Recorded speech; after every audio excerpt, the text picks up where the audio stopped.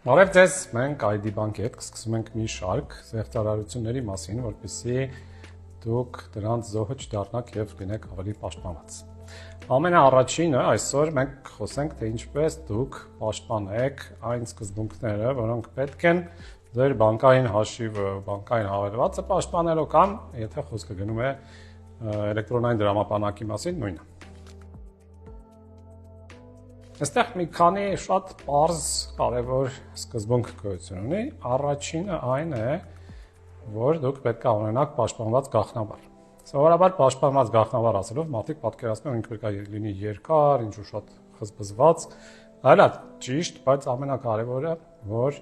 գաղտնաբարը պետք է լինի միակը, այսինքն դուք այս գաղտնաբարը, որը օգտագործում եք բանկային հաշվում կամ էլեկտրոնային դրամապանակում, պետք է այլևս ոչ միտեղ չօգտագործեք։ Նույնը վերաբերում է էլեկտրոնային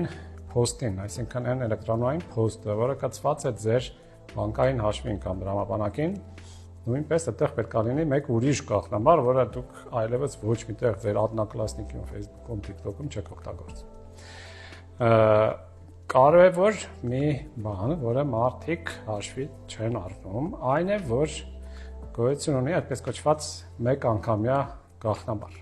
OTP են ասում անգլերեն one time password։ Իմաստը ինչն է, շատերը նկատած կնեք, որ երբ որ օրինակ on-line գնում եք անում ինչ-որ մի խանութում, ձեր բանկային հաշիվը գրում եք, ամեն ինչ տեղը տեղին, քարտի տվյալները տեղադրեցիք, մեկ էլ մի հատ ուրիշ պատվան է բացվում ու ասում որ հիմա քեզ մի SMS կուղարկեմ կոդով, այդ կոդը ներմուծի, նոր թույլ կտամ։ Դա արված է դրա համար, որպեսզի նույնիսկ եթե դուք հանկարծ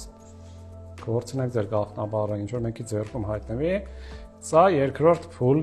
պաշտպանությունն է եւ դուք պետք է լավ գիտակցեք, որ այս SMS-ով եկած կոդը նույնպես գաղտնաբար է։ Իսկ գաղտնաբարը բացի դրանից որ պետք է լինի երկար, չկրկնվող, նաեւ դուք իրեն պետք է ոչ ոքի չտաք։ Ձեր խնամիներին, ծանոթներին, բարեկամներին, ընդհանրապես ոչ ոքի, որտեղ դա իրանց գործը չի։ Այնպես որ այդ կոդը նույնպես ոչ ոքի չեք տալիս, նույնիսկ եթե ինչ-որ մեկը զանգի ասի, ես բանկի աշխատակից եմ, հիմա կոդ կուղարկեմ, այդ կոդը ինձ դուր, շատ պետք է։ Դուք չեք անում դա, իսկ այդ աշխատակցին, որ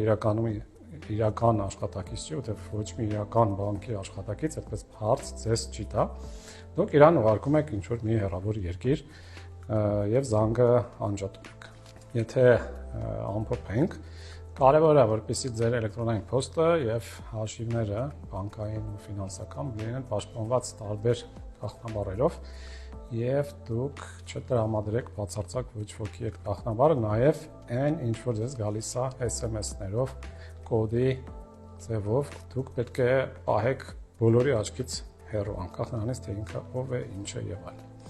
Սա առաջինը, ու մենք դեռ կշարունակենք այս շարքը ID Bank-ի հետ։ Սպասեք հաջորդ տեսանյութին։